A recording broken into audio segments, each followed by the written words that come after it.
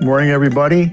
A little bit about me. I work at the company called Forest City Tree Protection. We've been in business since 1910. I haven't been there that long, although some days it feels like it. We primarily focus on tree care. We also do consulting in cases of killer trees. So unfortunately, trees can't kill. Excuse me. And so we'll go into some of the things that you can do if you're out in the field to try to identify some of these killer trees. Sounds like an expose they should do on Dateline or something with Lester Dent. So if you have any questions, please bring them up. So several things you can look for when you're out in the field. I know ODOT has a lot of miles of right-of-way where you have some large trees that are maybe next to the highway. I see them every day if I'm on the highway. You also have properties inside property, private property, commercial properties where you may have a duty of care to them if you have a risky tree. So mainly what we're looking for are dead branches and trees, cracks, anything that's a weak branch, and we'll go into all these different things. Decay, some decay you can't see, some you can. Cankers, root problems, and poor tree architecture. So that's a statement of the obvious. You don't want to climb dead trees, but when you have something like this here, it's a dead, broken branch. If that's not near a right-of-way, it's not a problem probably. But if it's right over a right-of-way, it could be a problem. That's what we call the classic widowmaker. Here we have a dead limb that's lodged. It's already failed, just hasn't come to the ground quite yet. If it's lodged in there, it may never come down, but you really don't know. But these are things that you can see readily just driving along or walking along on a right-of-way. And these things are actually very easily addressed. So all you have to do is go up and prune that out. So, but these are things that you can do very easily. You don't need any special equipment. Cracks are very important because, as it says, the tree is failing already. This one here, you can see. You can get your hand through. I've seen trees where they've cracked and they've actually sunk. So they've come down, so they bowed out and you can see right through the tree. That to me is an immediate hazard. That should be looked at and taken care of right away. There's different methods that you can get a crack in a tree. There's frost cracks, usually occur in the winter. You can get sun scald at any time of year, but sun scald where the bark will be damaged by the sun. But you can get sun scald in the summer if you over prune a tree, open up the canopy, especially thin bark trees, where you can let sunlight in there, and it causes, sort of like we get sunburn, they get sun scald. You can get twist cracks, like here from a tree twisting in the wind. Most wind is not perfectly straight, so you can get a tree that twists in the wind. If it twists enough, you can get a twist crack in there. Lightning damage can cause cracks as it opens up, as it burns the bark off. The inside is opened up and then you'll see the vertical cracks. Not all cracks are dangerous. It depends on how far they go in. If you have a crack on one side of the trunk and there's another one on the other side of the trunk, 180 degrees around, that crack could go all the way through, and that's a very, very dangerous potential right there. That's an immediate get out of the house, got to take the tree down kind of a thing. Very commonly, we see weak branch unions. Some trees are better at developing very poor branch attachments, but things that have an upright growth habit, maples and ashes are mentioned down here. I always throw in elm trees with that big vase shape. It's a beautiful, beautiful tree, but when all the limbs come off of one point on the trunk, that's a lot of strain on the trunk right there. And they tend to develop very V-shaped narrow connections that are prone to splitting. So that's, if you were, somebody told me a long time ago, if you were going to design and build a tree prone to break in a storm, you would make the American elm. So, but anything with included bark indicates that there's a potential crack in there. Included bark is where the bark is sort of growing in. So if you have, you can sort of see it here. It's not a real clear picture, but when you have bark that's growing in, you have a problem. Or you can just have where there's not included bark and you just have a split. So quite often when you have a weak connection like here, you can kind of see it here, but if you were 90 degrees to that crack, it would look like the tree's wearing jodhpurs, riding pants. It'll actually flare out, almost like elephant ears. And then when you get to 90 degrees and look at the crack, you can see that. So you can tell actually from 90 degrees sometimes, like that one probably, if you're looking from the side, would flare out. And that's a tree that could split. So again, these are things that are somewhat easy to address. When we have trees with connections like this, we will recommend putting one or more cables in the tree up towards the top of the tree usually. So that way you connect one side to the other. It takes a lot of strain off of that connection. This one here, you might do cabling. This is if it's an important tree. If it's not an important tree, you wouldn't do it. But here you might complement the cables by putting one or more threaded rods perpendicular to the split to try to hold it together. So trees that are topped are not the good candidates to keep around, at least if there's traffic. So heavy, any vehicular traffic along your right-of-way. Problem is that when you get all that sprout growth up there, what happens, two things, the sprout growth is fast and it's not well attached at the base, plus all those little topping cuts down there are gonna decay. And there's really no way to stop. You're not gonna paint it, you're not gonna do anything to stop it. So what happens is as these get bigger, put more strain on the weak connection that's decaying, you get pieces falling off. So you've probably all seen that.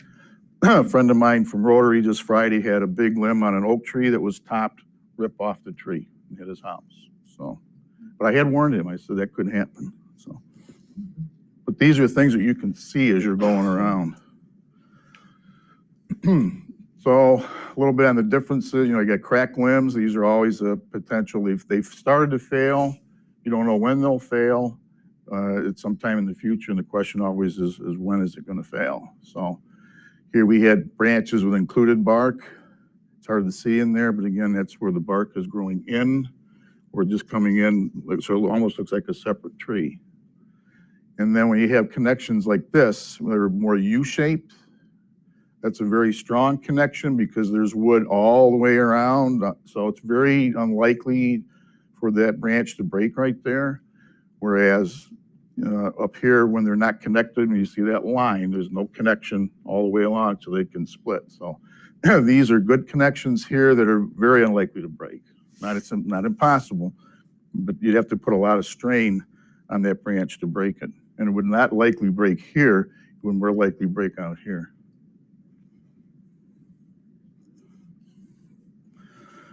Canker rots are another thing. I don't think canker rots are real common around here.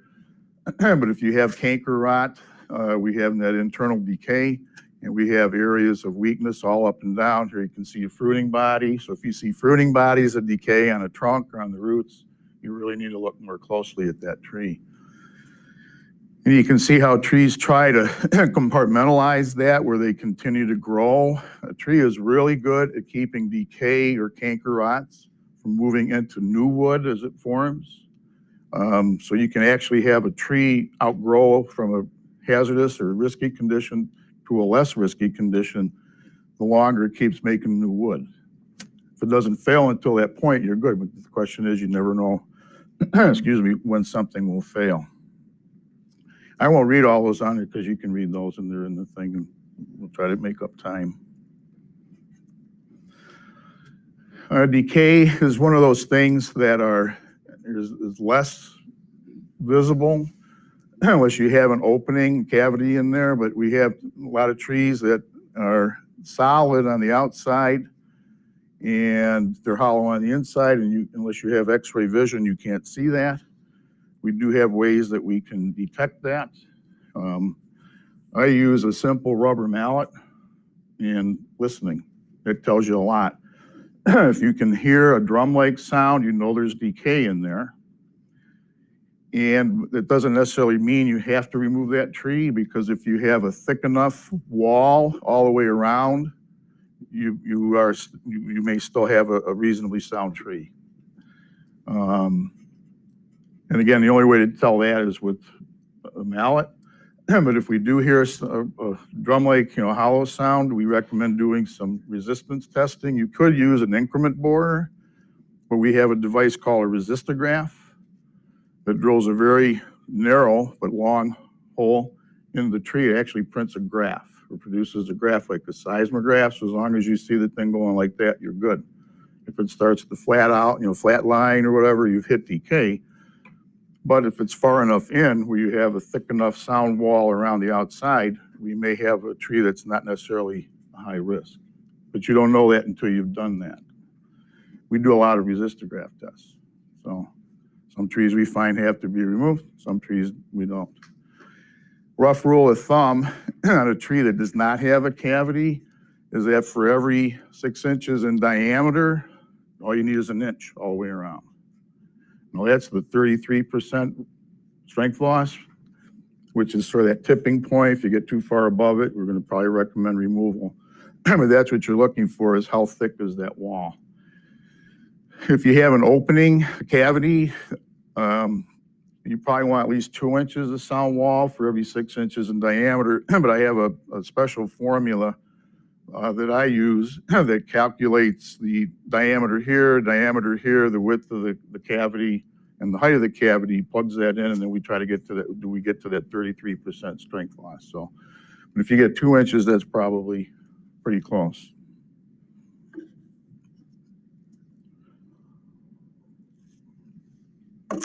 Trunk failure is always a concern. We see a lot of these things here. I just did a 2-hour class out at Holden a couple weeks ago on tree risk assessment. We had an hour indoor and an hour outdoor with hands-on. We didn't find any trees like that because Holden doesn't allow those to be out there. But we did find some trees with holes in them that we tested. But trunk failure, here you can just use a regular drill if you want. Again, we like to use the resistograph because it produces a document basically that you can use. So obviously this tree didn't come anywhere near to that 1 inch per whatever. Here we have some animal damage, woodpecker. Again, you don't need to, I didn't do anything. So how do you get rid of that? Hit the who? X up at the top right. Oh, okay. So trunk failure, that's a catastrophic thing. I'm on a case where a tree was rotted, fell over, knocked the house off the foundation. So it's a total loss. So they're trying to figure out whose fault is it. It was the tree's fault, I guess. But we see a lot of this. These types of things you can see, but the internal decay where there's not a cavity, you're not going to see it. I can't see it either. So that's where I start with the mallet, and then we go from there. So they actually have ground penetrating radar that has software configured to pick up the nuances of decay in a tree. And if you got about $18,000, $19,000, I'll go halvesies with you on that. But the mallet is very good. The resistograph is very good too. So here we have a tree that's, obviously hollow. You've got 2 cavities, so that's probably where you want to use a formula to try to calculate strength loss. This tree looks like it's out in the woods, so it's probably a low-risk tree if there's no traffic, including people around it. But if it was in a park area like here, then that's a tree that you would probably want to look at very closely, maybe even just remove.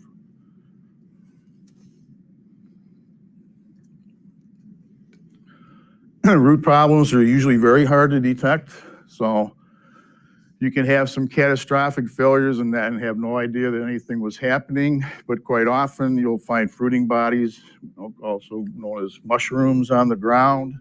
I just saw sugar maple yesterday about this big that had fruiting bodies all over at the base. So it had a big, huge wound right up the trunk. I think it was lightning hit it a long time ago. But it's got fruiting bodies, but sometimes they don't tell you anything and all of a sudden they're on the ground. So these are very hard to diagnose without some external signal. So with leaning trees, again, they've started to fail. So it'll take less of a force the next time maybe to push this one over. If it's leaning towards your right of way and if its height is within, the road's within its height, it may cause you a problem. So a lot of these things you cannot tell visually, again, I would be able to tell pretty quickly with just the mallet that there was something going on. And then we'd do the other test and find out that it didn't meet the standard, and we'd be recommending cutting it down. There's root diseases. I think anosum is more on conifers. Bill, is that, I think it's more on conifers than deciduous trees, but we see usually decay things like Ganoderma. There's a couple different Ganodermas, Armillaria. They're not common. We'll see them occasionally, but those are root rots and trunk rots. Or a restricted root zone. This actually has a lot of room, but I think probably everybody here has seen the tree in the tree lawn that's uprooted after a storm because it didn't get any roots underneath the street because there's nothing there for roots to grow into that they like. I think this is sort of a neat looking tree, but I'm not sure what happened to this, if the top broke or they cut it off or whatever, but again, when you top a tree, decay starts to work its way down. You're not going to stop it. And then you have this branch here getting bigger and heavier every year, putting more and more strain. So to me, it would be like this tree here, if it's going to fail, it'd be like dominoes, where, you know, this one will break off, and the decay gets, and this one breaks off, and that one breaks off. So that's another reason not to top trees. You can see this tree was very badly pruned. It was topped. You got a lot of sprout coming off. Sprouts are not well attached, and they're poorly attached to a decaying stem. I mean, you can't create more of a monster probably than that. So that's why we sort of ban topping in our industry. This one here, not sure what's wrong with that one, but there's some pretty funny connections on here. When you have an unusual connection, you want to look at it very closely because that could be a weakness in the tree. So I don't know if I would do that, not for very long, so.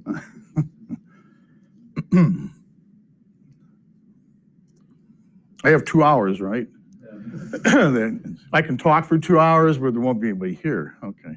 So basically we're trying to do with all these visuals and again with testing, either with the mallet and just listening, using a resistograph, using the increment board to try to get how thick is that wood. What we're trying to do is determine what the risk level is. And there's a 2-day program that arborists can take for tree risk assessment to get qualified to do tree risk assessment. It's a very intensive program. We have a standard for the industry for tree risk assessment. We have a manual for how to do tree risk assessment. So we take it very seriously because the consequences are very serious. So what we're trying to do when we do these tree risk assessments is, you know, come up with a risk levels. Is it a low risk, medium, high, or very, very high? And a lot of it just is a very intricate matrix of considering all the factors. Is it a white oak? Is it a silver maple? We know there's very different wood qualities between those two. Is it exposed? Is it protected? So it's not just a matter of using the formula and plugging in numbers. You really need to know your trees to be able to do a tree risk assessment. So we have different levels, again, low, moderate, high, extremely high, as to whether there's a problem or not. And I won't read all those to keep us on time because I'd like to leave time for questions. I think we have plenty of time. I think I had 30 minutes, but so. Couldn't have been that accurate. Somebody. Anyway, well, I'm going to be talking about invasive species and poisonous species. And how much time do I have just so I don't fly over here? You got 20, 25. Okay. So not too much. So invasive species, which I love this, we don't have to worry too much about the flying saucers. However, you know, the boat tells a story because over the years, we have brought in lots of different species, usually for ornamental purposes, that have now run amok. And you're going to see a lot of these, and some are extremely bad actors. So I just want to make sure we're all familiar with these. And this is, to me, the worst. Because down in my area of Southern Ohio particularly, Amur Honeysuckle just absolutely takes over the woodlands. It excludes everything in there, including young tree seedlings. It eliminates our native wildflowers. It is particularly, and you'll find this with almost all these invasive species, they're really happy with man-made disturbance. So obviously, anytime you're doing anything around roads or something like that, you're more likely to have invasive species coming in and taking over and pushing other more desirable species out. Quite a few invasive species are allelopathic, which means they've got toxins that are given off through the roots. This is one that is like that. It also leaves out so early in the spring that anything that is trying to get going is smothered out. Just a nasty plant. It spreads one bird range every year because the birds eat the berries. It was brought in as a wildlife attractor, and it definitely does the job. And it spreads absolutely everywhere. Multiflora rose had a different story. It was brought here for hedging. Before the days of barbed wire, you could bring in certain plants that were thorny and nasty and cut them and keep cattle or other animals from going from one field to another. Of course, it absolutely went nuts across Ohio, and it makes areas impenetrable, not only for people, but for animals as well. And just as a nasty player, and is not something you want to allow to take hold in areas if you see it growing. Tree of Heaven, I have to say, not as much of a problem as the other two. I've seen it invade at the edge of woodlands or disturbed woodlands. Generally speaking, this wouldn't be in my high list of plants, but it will push out some native species at times. So it wouldn't be the most desirable tree to see in a landscape. Tree of Heaven, you can tell it more often because stink tree. If you rub the leaves, it is stinky. And so you really can't mistake it for a lot of other things, and the leaves are very big. Oriental Bittersweet has become a really nasty pest. How many people have heard of the pythons in the Everglades? Well, this is our version. I mean, this vine will go up about anything and strangle about anything. Usually, where we have pines planted, not much is going to grow under there or grow up into it, except for this one. Where we have big areas of white pines or other kinds of pine, this thing can go right up the trunk, come right out through the branches, and slowly but surely smother that tree right out of the landscape. So it's one you don't want to let get started. And it has a look-alike, somewhat look-alike native species. Our native bittersweet is a beautiful thing with those bittersweet fruits in big clusters at the ends of the branches. This vine makes them along the sides of the growth in smaller clusters. So that's one way you can tell the difference. Also, the leaf is rounder, and it will take over whole areas. And if you see it getting started, it would definitely be a plant I would want to keep off any trees because it will definitely get the hold of them. Luster celandine, we're finding this to be a really nasty wetland area plant. So in your ditches and other places like that, you look for that plant to get started. It really starts showing up in the middle to late winter. It suddenly, we'll see all the little leaves starting to grow as soon as the weather begins to warm up. And it'll just, when it's in flower, it's absolutely beautiful. It's sheets of golden yellow flowers. But it crowds out almost every other desirable low-growing native wildflower. And the plant then, after it's killed everybody else off, it dies away for the summertime, leaving you with just bare dirt. And that bare dirt can then be eroded and other issues, and it moves along with moving water. It is little bits of it will break off and spread on downstream. So it's a very nasty actor. And so when you look at it, your first reaction, oh, isn't that pretty? Then your next action is, oh, that's bad news. So you want to watch out for that guy. It's very difficult. We have tried over the years various chemicals to see if Roundup or other typical things would typically hit it. We've had some success with some herbicides such as Roundup, but you're usually near a water source where this plant grows. So that's right there, red flags, some of the things you can and cannot use on it. But let's say that it's in an area where you can actually go ahead and spray it. You literally have to spray it on when it first starts growing vigorously, which is oftentimes in the wintertime. So you have to really be very mindful when this plant is starting to really put out lush new foliage.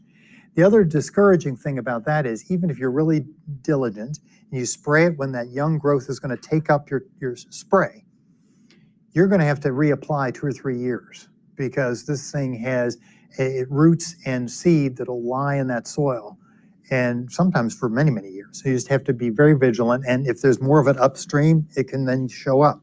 So the quicker you catch it like cancer, the better it is. Physical removal is good, except that then you've ripped open all the soil. When I think what Bill brings up is a really good point too, is that, vigilance and communication. I can sound the alarm about this plant, and if you see it anywhere, make the ID and eliminate it early before it begins to take over huge areas. Had we done that in Southern Ohio when the Amur Honeysuckle first showed up, if we'd paid attention, we wouldn't have some of the problems we've got now. But this is definitely one to watch out for. But vigilance and early treatment if you see it. Now this plant, we're not finding that much of this in a lot of our areas. However, it is a symptom of high deer activity. So where you have high deer density, you have changes in the landscape that occur. And because the deer start getting out. And I know there were people in Columbus Metro Parks that were talking about the fact eventually they expected only to have pawpaws regrowing in the understory, because about the only thing the deer weren't eating. So where you have really high deer intensity, it changes the whole composition of your ecosystem. So I would only talk about this grass in the sense that it's a symptom of something out of balance, which a lot of these invasive species take advantage of disturbance of some kind. And Japanese honeysuckle, I used to worry about Japanese honeysuckle until Amur honeysuckle came in. So this, of course, is a vine rather than a shrub, and it was more of a problem until the Amur honeysuckle eliminated a lot of our plants, including this invasive. It's still around, and it definitely can strangle trees and creates problems for young trees to get going because it will tend to go right up the stems and start smothering them. It's semi-evergreen, particularly through the first half of winter. The foliage is still visual. And that's a good clue that you've got. If you still see some green leaves, and if even sometimes kind of curled up, but they'll be green well into the wintertime, that's a good time to spot it. Of course, when it has the fragrant honeysuckle flowers is another time to spot it. You hope it doesn't get as heavy as you see on the top picture there. But it's been here longer than the shrub honeysuckles have been here. And glossy buckthorn, we see it in certain areas. The biggest problem here is the birds do like those berries and they spread it rapidly. And so where you start seeing it, you want to try to eliminate it quickly. In Southern Ohio, we have a little bit more of a trick because certain areas we have Carolina buckthorn, which is similar looking, but it's an endangered species and native. So they're a little tricky to tell apart, but it is definitely a bad actor. Garlic mustard, I think everybody's seen this. It's a winter annual. And the plant gets going in the wintertime. If you look at that bottom right picture, that's typically what you see in the wintertime starting to get hold, is this sort of round, very textured leaf. And you want to mow it off or cut it down before it has a chance to go to seed. But I will tell you, the thing has about a 7-year seed bank. So once it's in your area, that's 7 years of vigilance to try to get it out. It's like Canada thistle. I mean, you eventually have to starve it into submission by continuously cutting it off before it can make the next generation and then wear out the seed bank. So again, like Bill was pointing out, if we could be vigilant enough when it first moves into an area, it's better than trying to get it once it's been around for a while. Common buckthorn, this thing we see in a lot of urban areas, particularly, again, disturbance, roadsides, that sort of thing. The leaves are a little more rounded looking and the leaf petioles a little bit longer than the other buckthorn. Leaves are a little smaller. I know in the Columbus area, it's quite invasive. At the governor's residence, we have it coming up constantly. Again, there's no substitute for vigilance in trying to get it cut out of the landscape when you see it. Now, pears. They have been a problem since they started going feral many years ago, particularly whether it's sunny and you have disturbance again. They have not been so good at invading woodlands like the Amur honeysuckle. That Amur honeysuckle does have the ability to move right into dense woods. This plant needs sun. And one good thing I will say about feral pears, if there's something to be said about them, and that is they seem to stunt the honeysuckle a little bit when they move into the honeysuckle. So, that's maybe a halfway a good thing. But they're going wild all along roadsides, and they're not the most desirable plant. And maybe I wouldn't high prioritize them in some cases, but when you start seeing them moving in, at some point you want to start eliminating them, or at least cutting them off before they can fruit and have the birds move those berries around and poop a whole new forest of pears for you someplace else. Autumn olive has become a really big problem too. Easy to spot with its sort of silvery foliage, usually at the edge of roads, road cuts, areas like that, where you have lots of sunlight, and the red berries are noticeable when you get to the fall. It's also noticeable by nose in the spring, because when it blooms, it's exceedingly fragrant, and you'll know that it's around when you smell it. It's an unmistakable, very heavy, suave kind of smell. But the silvery leaves really tell the tale. It can be a bit thorny.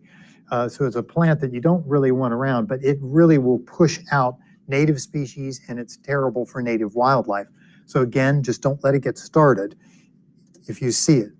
Now we got to talk about poison plants. And I guess the happy part here is from the human standpoint. Most of the plants I'm going to talk about are not such a big deal, but the more keep them in mind if you're talking about where right-of-ways or roads are abutting agricultural interests, where there might be horses or cattle or something like that. It'd be good to keep that in mind, because these plants aren't necessarily something you want around anyway, and I would highly prioritize them in places where they're going to cause problems for people right next door. Black locust, and of course, I don't know if you remember the one picture was up there with all the dead cows. Black locust is a plant that, if cattle feed on it, can cause a lot of serious problems. It actually is not a bad reforesting species. So again, you sort of look at where the plant is. It is a native species to North America. It root fixates nitrogen, so it actually improves soil for being in there. It's not so densely shady that other things can't get started under it. So it has some benefits. Quick growing, will colonize poor areas, and can restart a forest growing. So I wouldn't always say it's a bad actor. In many cases, it's a good actor. But if it's going to be near animals, then I would worry about it, particularly cattle, to some extent horses, but more of an agricultural issue. And here they give the symptoms of poisoning, but hopefully we don't have that happening. Cocklebur is another, frankly, this is just an aggravating plant to have around because it gets all over you and causes problems. Again, more of an animal problem than any kind of human problem. If you saw it, I wouldn't hesitate to cut it down. Horsetail is an interesting case. It's native almost all over the world, in fact. It reproduces by spores like ferns, so it's born on the wind. So you'll never see seeds on it, but you'll see little cones on the tip of the thing. Leafless and evergreen. The stems are very green and they're hollow. You'll see it in wet areas. Now here it's done beautifully in a landscape in a raised planter. If you do plant it, you want some way of figuring out how you're going to keep it contained, because it runs by underground runners. It will also put spores out that will come up in moist soil. You usually see it in ditches. And the only reason I would say this is a problem, other than the fact that if animals eat it, which they tend not to, but if they were to, cattle and that sort of thing, it can cause problems. But more than that, if it shows up in your ditches where you really need good, fast drainage, this can be a problem because it grows so dense that it's a great place for silt to start accumulating around and change the pitch of your ditch and start causing problems that way. It is almost impossible to eliminate by spray. The plant is so primitive. I mean, giant relatives of this thing laid down our coal seams back in the days before, we had a lot of land animals, so you can imagine how long that was. But the plant has no true roots. Well, if you're using a herbicide that kills plants through their roots, guess what? No roots. So the plant has primitive underground stems that do what roots would ordinarily do, has no effect on the plant. You can keep mowing it off until it finally gives up. So you starve it to death if that's the problem. Or you literally dig it out of there. But I've seen people spend years spraying to absolutely no effect with horsetail. It's a pretty plant, evergreen, but it can cause that siltation problem. Jimsonweed is a bit of a human problem, primarily a human teenager problem. The plant is well known for its psychoactive properties, and taken in very small quantities. The seeds and other parts of the plant can be hallucinogenic. And every now and then this goes in spurts where teenagers figure this out and it goes and they go around and try it out, and eventually some people die from it because it really has a problem with poisoning. This particular family is the nightshade family, and most plants have some poisonous parts to them. Jimsonweed is a corruption of Jamestown. So Jamestown weed. Apparently British soldiers in that area of the country at one point were consuming this plant and went absolutely delirious. And the effects were named then for Jamestown, and now it's been corrupted to Jimsonweed. So if you see it, it's certainly not a great actor as far as is the potential for human issues.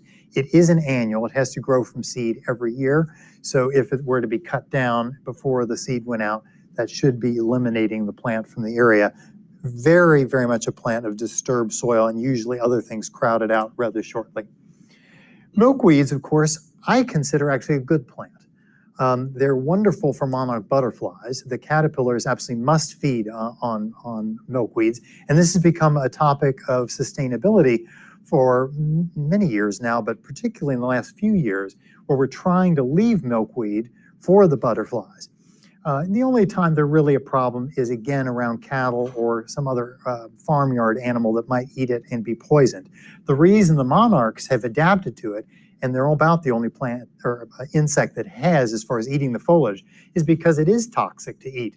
But the monarch butterflies have the ability to take that toxin, store it in their bodies, don't absorb the toxin, but they have the bright colors that tell birds and things, hey, if you eat me, it's all over. So they're literally using the plant's toxins for their benefit. So don't have it around your cows, but if you have it in your roadside meadows and things, it's a good plant. This is, again, another member of the nightshade. This is the black nightshade, semi-vining plant. You'll see it with these purple flowers and the berries. Again, around animals, it's a problem, and roadsides, not so much, but I certainly wouldn't hesitate to cut it down. It's not a desirable species. Now, I have to warn you about the poison hemlocks, and there's a couple of species. This is the more common poison hemlock that you find usually in moister areas, and that plant gets big. It's as tall as the ceiling a lot of times.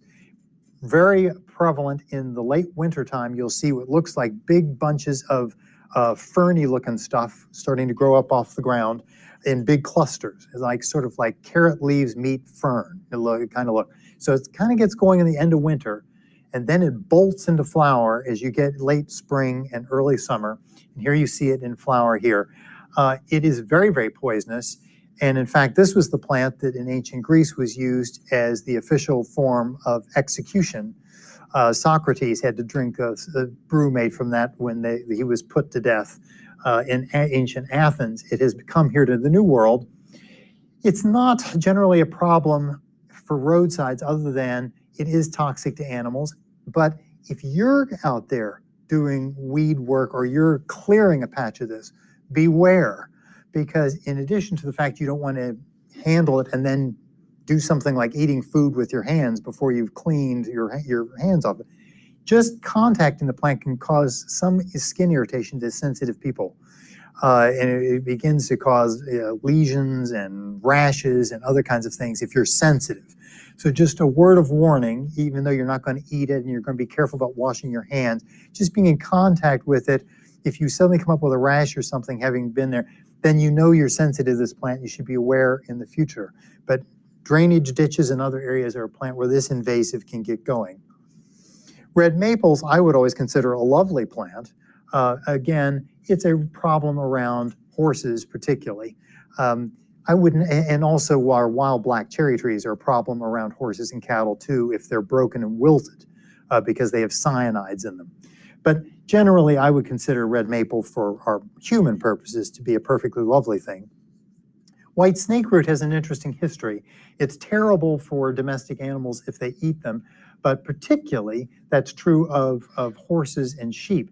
Cattle, it's an interesting thing. Cattle can eat this plant to some extent, but then the milk they give off is poisonous.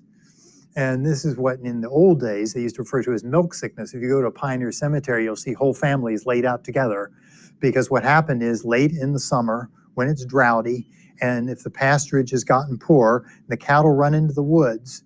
This plant is in the woods, about yay tall, starts blooming late summer, early fall, and they'll go in there and eat it. And that poison goes straight through to the milk and straight through to the people. So it would kill whole families at that time. Now, with the various ways milk is treated, et cetera, it's not the problem that it used to be, but it's still not good for other animals, and it wouldn't be something I'd want around animals. It's a native plant. It grows in woodlands. I wouldn't consider it a threat other than to the animal situation. And here's the other poison hemlock. This is spotted water hemlock, little coarser leaf, again, in moist areas, et cetera, et cetera. Don't eat it. But again, it can cause the dermatitis. So either of these two giant relatives of Queen Anne's lace, they have hollow stems, they're musky smelling. Just watch out for them if you are going to be a sensitive person. Wild parsnip is another thing you see coming up in the spring and early summertime. Has that golden flower to it. It's sort of that ferny looking foliage that you see here. Oddly enough, if you were to get too interactive with this plant, it could cause you to have sunlight sensitivity. Now, usually that's if you were to eat it or mistake it for a really edible plant. So again, if not sure about the edibility of something, just don't eat it. This I've not seen to cause a lot of problems unless you're super sensitive, just handling the plant. And yews, again, are not a problem unless you're going to be a cow or a horse that's going to eat it. Then it can be toxic. And so again, if you were planting ornamental yew bushes on some ornamental planting that you're going to be doing, but you know that there's a fence with animals right on the other side of it, make sure there's plenty of room. The plant can't grow within reach of those animals so that they won't get a hold of it. Otherwise, it's a perfectly fine thing, although we don't particularly plant it anymore in southern Ohio. We used to, but around the Cincinnati area, the deer consume this with abandon. So even though cows and horses have a problem with it, the deer don't care a bit. In fact, they love it. And so for us, this has sort of gone over the edge of what we would even plant anymore with deer activity.